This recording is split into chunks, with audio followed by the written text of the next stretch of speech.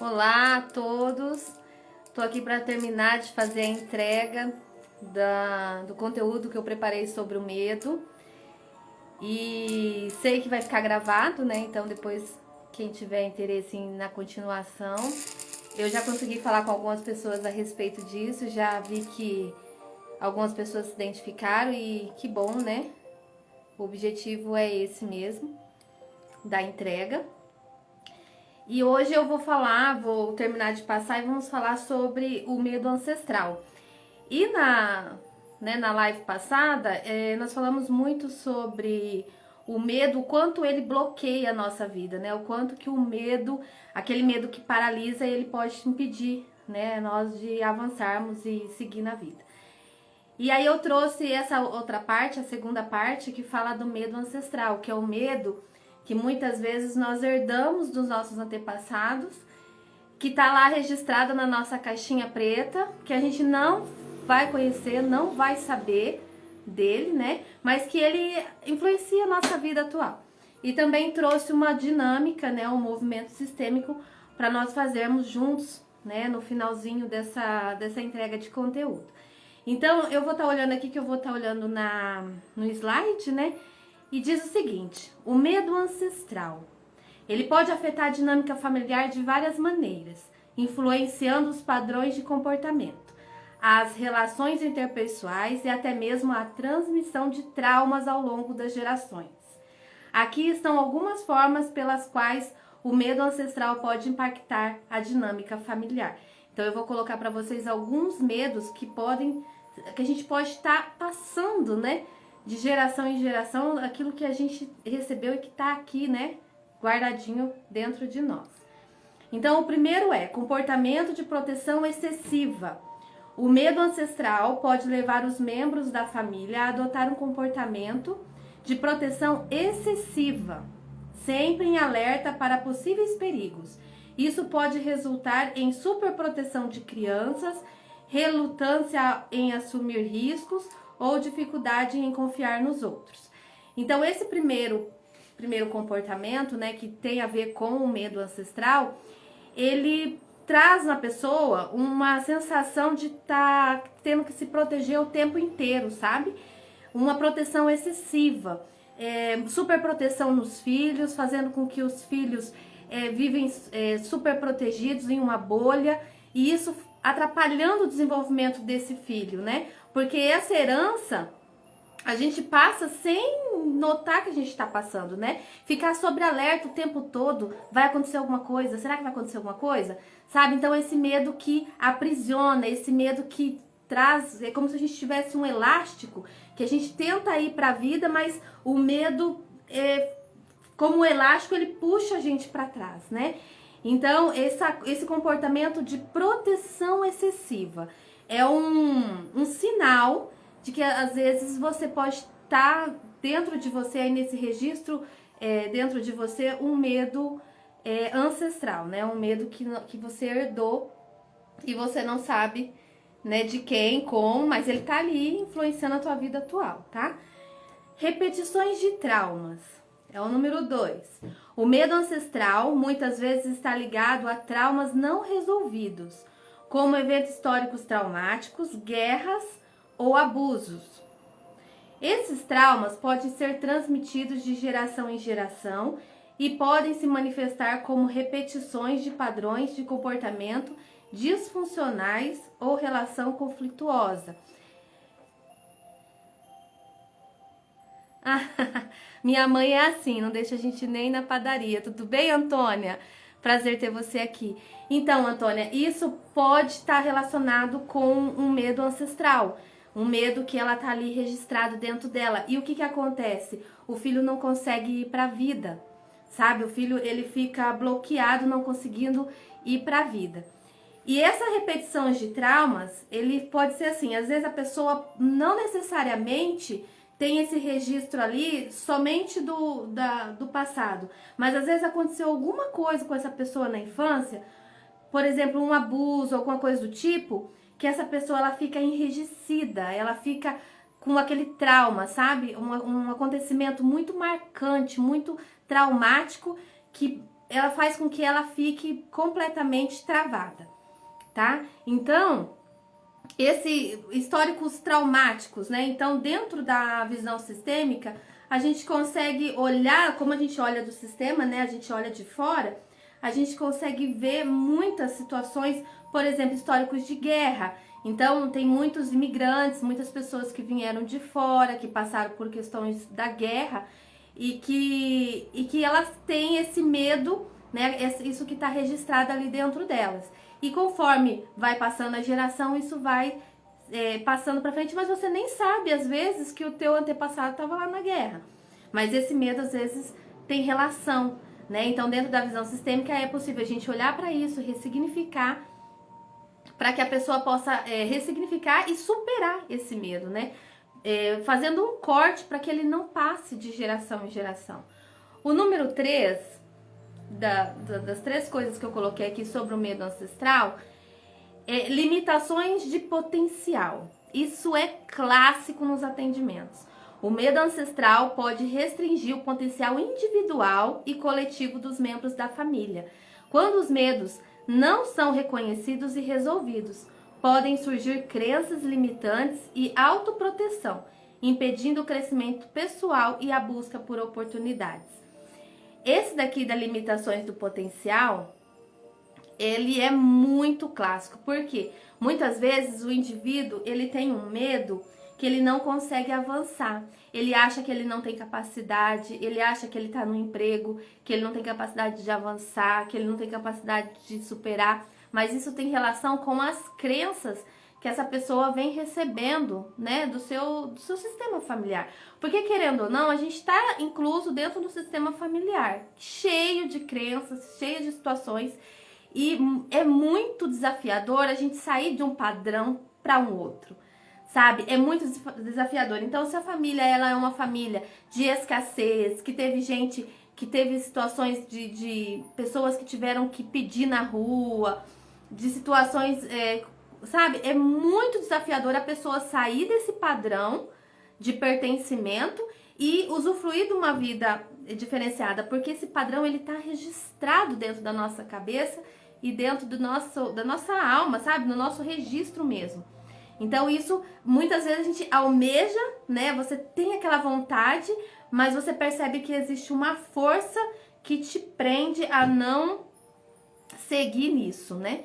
A não alcançar, não alcançar aquilo que se deseja. Porque existe uma limitação do potencial. É aquela história, né? Tem uma história que a pessoa... Não sei se vocês já viram uma imagem que a pessoa tá olhando no espelho. A pessoa não. O leãozinho tá olhando no espelho e ele é um leão. E ele olha no espelho e vê um gatinho. Sabe? É muito comum isso. A gente não assumir a nossa força, o nosso potencial, né? E a gente se olha como muito pequeno, como incapaz, como a gente sempre tem alguém melhor do que a gente. E não é verdade, a gente sempre tem o que ensinar e o que aprender com as pessoas. O pouco que a gente sabe, muitas vezes é muito pro outro, né? Então, a gente fica se colocando um monte de obstáculos, de crenças, para que a gente não avance naquilo que a gente veio viver aqui, né? Esse é o número 3, que é a limitação do potencial. Dentro desse medo ancestral, nessa limitação de potencial, também existe a questão da autoestima, né? Então, quando você não se vê capaz, a sua autoestima está afetada, porque às vezes a pessoa tem uma capacidade gigante e não consegue viver daquela capacidade por conta do medo ancestral. Ninguém fez isso no passado. Ninguém ousou viver do conhecimento. Ninguém ousou a ter prosperidade pelo que conhecia. Apesar das muitas vezes no sistema ter tido pessoas inteligentíssimas, pessoas realmente capacitadíssimas. E acontece que a pessoa tem toda a capacidade, mas não consegue ir avante, não consegue ir para frente, né? Porque tem aquele medo ancestral. E se eu for, né? Aquele medo. Tem uma história, eu vou contar para vocês o seguinte. Foi feito um experimento com macacos.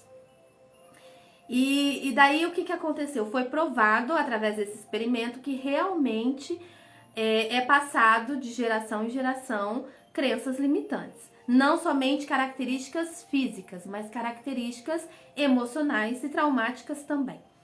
E aí, qual foi o experimento? Colocaram um grupo de macacos dentro de uma gaiola e um cachinho de banana. E aí, toda vez que o macaco ia pegar a banana, os cientistas jogavam água fria neles. Toda vez que o macaco ia pegar a banana, jogava em todos. Aí, um ia pegar a banana, jogava em todos água fria. E aí, chegou um ponto do experimento que eles pararam de tentar pegar a banana. Ficaram todos quietinhos, tava vendo a banana lá, mas o que foi colocado na cabeça deles? Se a gente for pegar a banana, vão jogar água na gente, né? Então ficaram quietinhos. Aí o que eles fizeram? Eles começaram a trocar os macacos. Pegou um macaco, tirou, que já tinha passado pelo experimento, e colocou um macaquinho diferente lá. Aí o macaquinho chegou, o que ele queria? Pegar a banana. Aí jogava água em todos eles de novo. Até que esse macaquinho foi pegar a banana de novo, os outros macacos seguraram ele e começaram a bater nele. Porque se ele fosse pegar a banana, eles iam levar toda a água de novo. E aí foi acontecendo isso, eles foram trocando todos os macacos de dentro da gaiola. E aí toda vez que o macaquinho ia lá pegar a banana, os outros batiam nele. Chegou um ponto que nenhum dos macacos que estavam dentro da gaiola havia experienciado a água fria. Mas eles não pegavam a banana. Percebe? É de arrepiar, né, gente? É tão forte, porque assim, percebe que realmente a gente não precisou viver aquela experiência pra gente estar repetindo ela.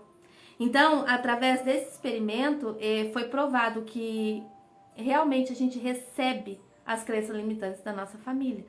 A gente recebe, a gente passou, muitas vezes a gente nem passou por dentro da gaiola, igual os macaquinhos passaram, né?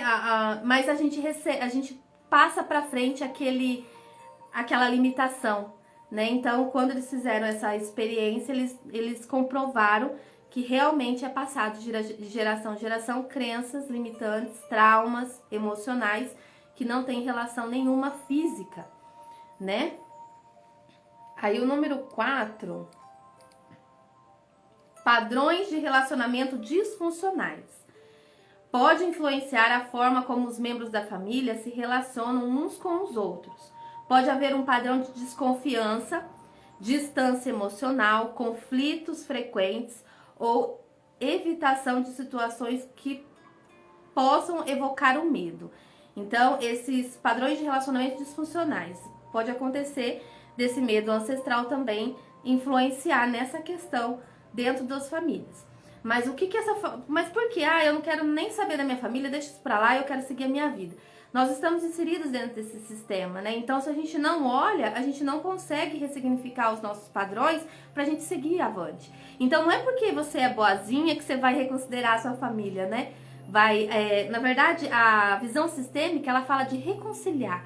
A gente reconcilia com a gente mesmo tudo o que aconteceu, para que a gente possa contribuir para uma nova história, né? Para um novo padrão familiar, né? Então, se antigamente era padrão de escassez, a gente conseguir dar um passo à frente fazendo um padrão de prosperidade, né? Reverter isso. E isso é muito desafiador, né?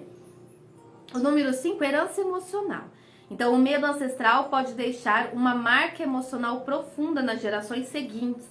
Pode haver uma sensação de ansiedade, hipervigilância ou até mesmo tendência a interpretar situações como ameaçadoras, mesmo que não sejam.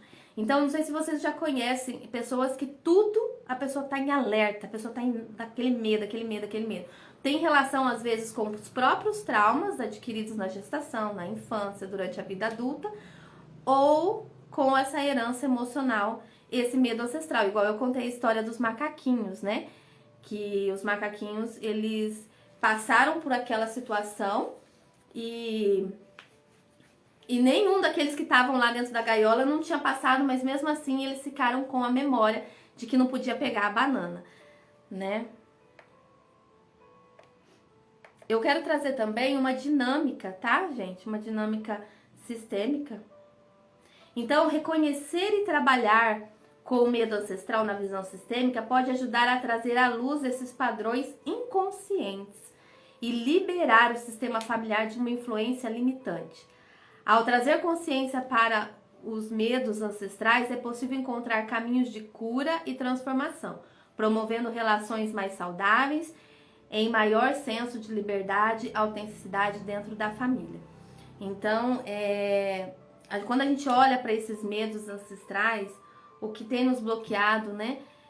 A gente consegue dar um passo e abrir novos caminhos para dentro do nosso sistema. Então, ele serve para nós como pessoa, porque sempre vai começar pela gente, e também serve para os nossos filhos, para as pessoas que vêm depois, porque sempre vai olhar e falar, nossa, ela conseguiu. Se ela conseguiu, a gente também consegue, né? Então, deixa eu trazer aqui para vocês a dinâmica. Aí eu coloquei assim, ó. Eu coloquei 4 cartinhas. Inclusive, as cartas que eu desenvolvi que ajuda, sabe, no atendimento individual. Então, 4 cartinhas. Cada cartinha dessa tem uma frase de solução, né? O que a gente chama de frase de solução? São as frases que nos ajudam no atendimento a ressignificar. Então, o que acontece? Muitas vezes a gente tem uma visão de uma determinada situação, de uma determinada limitação, e aí, com as frases de solução, a gente consegue ressignificar, ter uma visão diferenciada, tá? Então, aqui tem 4 representantes, cada um com uma frase de solução. Aí, cada um, né, pode escolher um representante, né, para si, para ver qual frase de solução que sai, né? Dependendo da frase de solução, você sabe se tem relação, se faz sentido com o seu momento atual ou não, tá? Ou as 4. Então, eu vou começar por esse aqui, que é o número 1, que é essa vozinha. Traz essa frase. Eu assumo minha parcela de responsabilidade dentro da organização. Essa frase, ela serve para o trabalho. Então, muitas vezes a gente tem o costume de sempre culpar os outros, né? Responsabilizar os outros por aquilo que não tá legal. Mas tudo que acontece com a gente vem para nos mostrar algo. O que eu preciso aprender com essa situação? Então, tem um colega de trabalho desafiador, né? Mas a responsabilidade é completamente dele, né? O que ele tá me mostrando com esse desafio, né? Então, eu assumo a minha parcela de responsabilidade dessa organização. Eu assumo o meu lugar. Então, muitas vezes, a gente não assume o nosso lugar. A gente não queria estar nesse trabalho mesmo, a gente não queria estar com essas pessoas, e aí a gente vai deixando o nosso lugar, e aí cada vez mais conflitos vão acontecendo. Por quê? Porque a gente não assumiu a nossa responsabilidade. E assumir a responsabilidade é a primeira coisa da terapia sistêmica. A primeira coisa é a gente olhar e falar, não, essa responsabilidade ela é minha, a vida é minha, eu tô nesse trabalho porque eu escolhi estar aqui, né? A gente assumir a responsabilidade, essa circunstância tá acontecendo na minha vida porque eu escolhi ela, sabe? E isso é muito importante. Nem sempre a gente precisa estar culpando o outro daquilo que acontece com a gente. Então, quando a gente assume a responsabilidade, a gente diminui o julgamento e diminui a questão de ficar culpando as pessoas por aquilo que acontece com a gente, porque a gente tem autonomia. Né? A gente tem o livre-arbítrio para escolher e para tomar as atitudes que a gente acha que tem que ser, né? O número 2, essa menininha. Mamãe e papai, eu agradeço vocês pela vida. Este foi o melhor presente que vocês me deram. Então, essa aqui é a carta preciosa sistêmica da família. E essa frase, ela remete que quando a gente assume o nosso pai e a nossa mãe dentro do nosso coração, quando a gente toma esse pai e essa mãe, não no sentido de que, nossa, eu tenho que carregar meu pai e minha mãe no colo. Não, são pessoas diferentes, são pessoas que têm a autonomia deles, eles podem escolher por eles. E muitas vezes o comportamento deles não vai, a gente não vai conseguir entender. Mas quando a gente acolhe a essência paterna, a essência materna dentro de nós aceitamos nós como inteiro. Porque nós somos 50% do nosso pai e 50% da nossa mãe. E quando a gente consegue fazer essa junção, quando a gente consegue aceitar tudo como foi, separar a essência do pai, separar a essência da mãe, a gente se aceita por inteiro. E quando a gente se aceita por inteiro, a gente consegue ter mais amor na vida, né? Então essa frase de solução, ela remete o quê? Com meu pai e minha mãe me deram o suficiente, que foi a vida. Se eles cuidaram, se eles não cuidaram, isso é bônus. Na visão sistêmica, se o pai ou a mãe cuidou da gente, é bônus, né? O que importa é que eu tô na vida. O que importa é que eu tenho possibilidade de fazer diferente.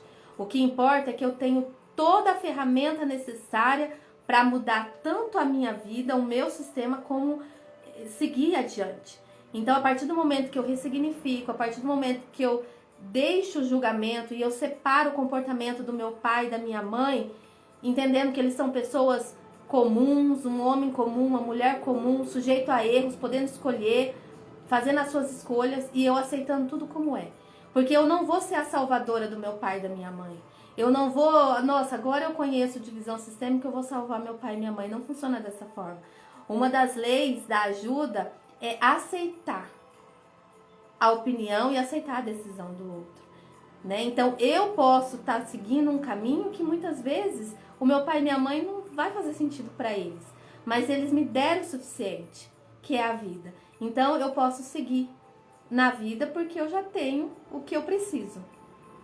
Número 3, essa menininha tem essa frase: minha criança interior, você é inteligente, maravilhosa e merece ser feliz. Essa frase também é uma frase muito utilizada dentro dos atendimentos individuais sobre a criança interior. A criança interior é aquela criança que desde a gestação até uns 11, 12 anos, onde a gente viveu realmente aquilo que foi colocado ali pra gente, né? Nesse momento a gente não tinha muita escolha.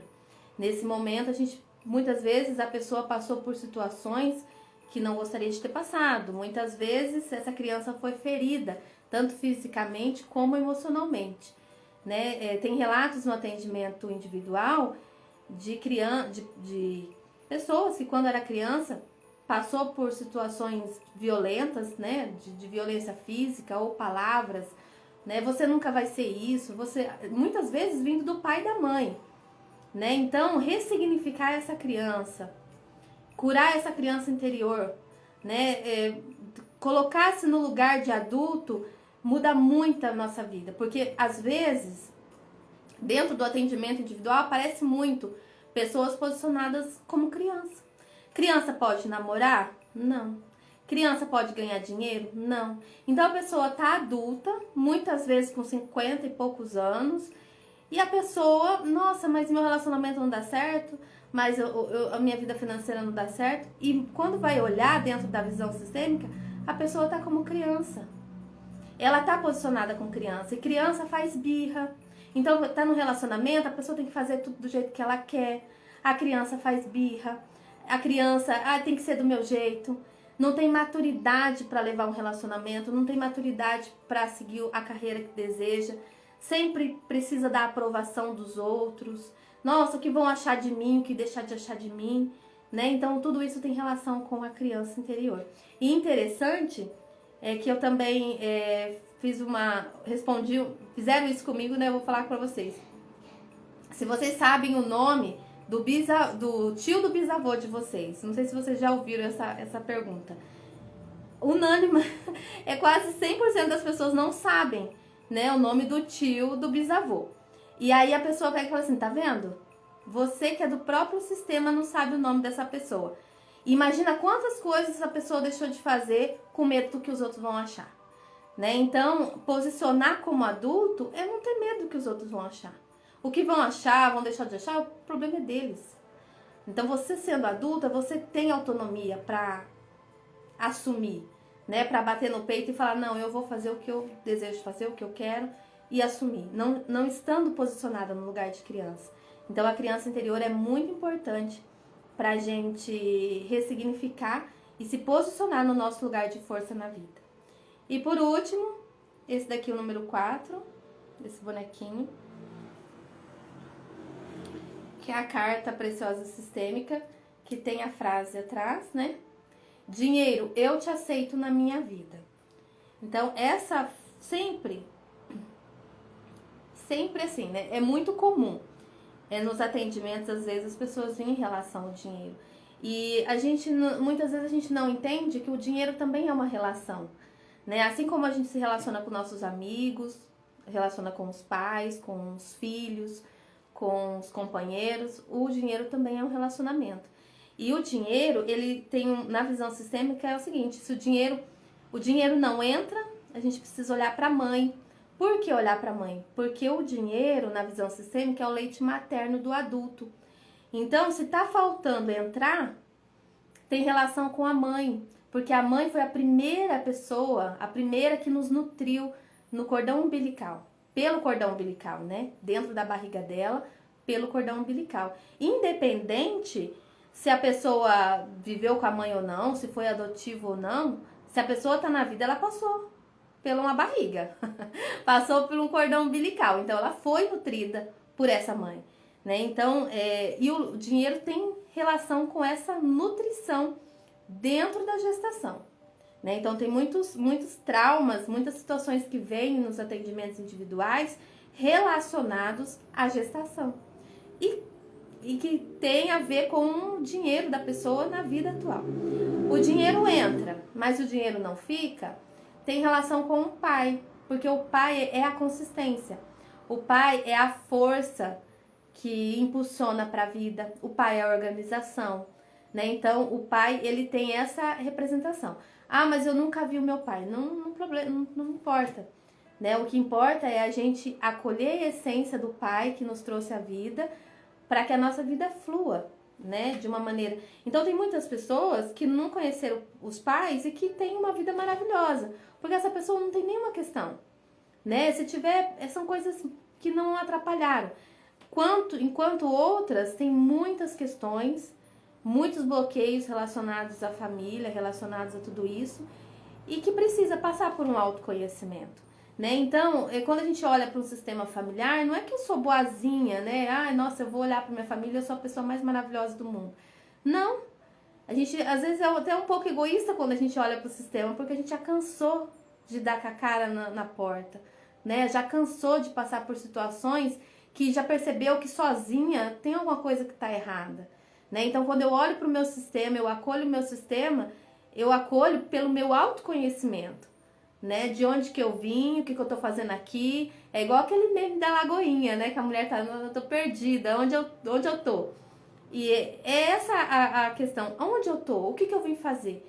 Então, hoje, para nós, é muito mais fácil a gente ter autoconhecimento. A internet traz isso, né? Antigamente, como que a gente vai julgar umas pessoas que não tinham acesso ao conhecimento igual a gente tem hoje, né? Então, um passo muito importante para nós é reconhecer isso. Reconhecer que foi nos passado o suficiente, a vida, e ponto. E que agora a gente está numa era, a gente está num movimento de vida muito mais fácil, digamos assim, porque a gente tem o conhecimento na palma da nossa mão. Se você tem um celular, você tem acesso à internet, você tem um mundo nas suas mãos, né? Você tem conhecimento que pode te... Em anos de clínica, às vezes você pode resolver isso em pouco tempo, né? Somente com os conteúdos que é encontrado na internet. Então é isso. Hoje era para concluir a... Eu tenho tarefa para casa aqui. Era para concluir o raciocínio de ontem, de segunda-feira, né? O medo. Hoje falamos sobre o medo na sua ancestralidade, né? O medo ancestral. E o quanto isso influencia, né? Às vezes até na criação dos nossos filhos, querendo super proteger, né? Querendo que os nossos filhos... E tem tudo relação com esses bloqueios emocionais que estão dentro da gente, né? Então, eu vou colocar para quem tiver interesse, uma tarefinha para casa, escrever em um papel e colocar onde você vê. Então, seja dentro de uma gaveta, seja na parede, aonde você sempre tá vendo. E aí você coloca, se você é uma pessoa que tem muito medo, nossa, mas eu tenho muito medo disso, coloca medo, eu te vejo. Escreve nesse papel, medo, eu te vejo. né? E começa a observar o que é a circunstância, se você, o que vem na tua mente quando você escreve medo eu te vejo, sabe? E procura ressignificar isso dentro de você para que você possa ir avante, né? Porque todo medo, sem ser o medo que é para nos proteger, igual foi falado na live de segunda, existe o medo de bloquear. O medo herdado, que é esse medo da ancestralidade, e o medo que é para bloquear, muitas vezes bloqueia a gente, né? Então escreva no papel e coloca medo eu te vejo. Coloca na parede e fica observando a sua reação em relação a isso. Porque é importante a gente olhar para a situação, encarar mesmo. Porque a coragem não combina muito com medo, né? Então a gente precisa olhar. Então não esquecer, né, que igual Jó na Bíblia, né? O que eu mais temia veio sobre mim. Então quando a gente tem alguma coisa que tá ali fervorando dentro do nosso coração, um medo, é preciso olhar. É preciso olhar e falar, eu te vejo. Sabe, encarar mesmo. Encarar e falar, eu tô te vendo. Né? E até quando você vai ficar aí? Eu quero ver se você vai ficar aí até quando. E ressignificar isso. Tá? Do mais é isso, eu quero agradecer. Vou continuar trazendo os conteúdos que me pedirem aqui, né? Igual esse. Eu não sei se a gente continua sobre o medo, vamos ver o que eu vou receber de feedback. Mas do mais é isso, agradeço. Até já, viu, gente?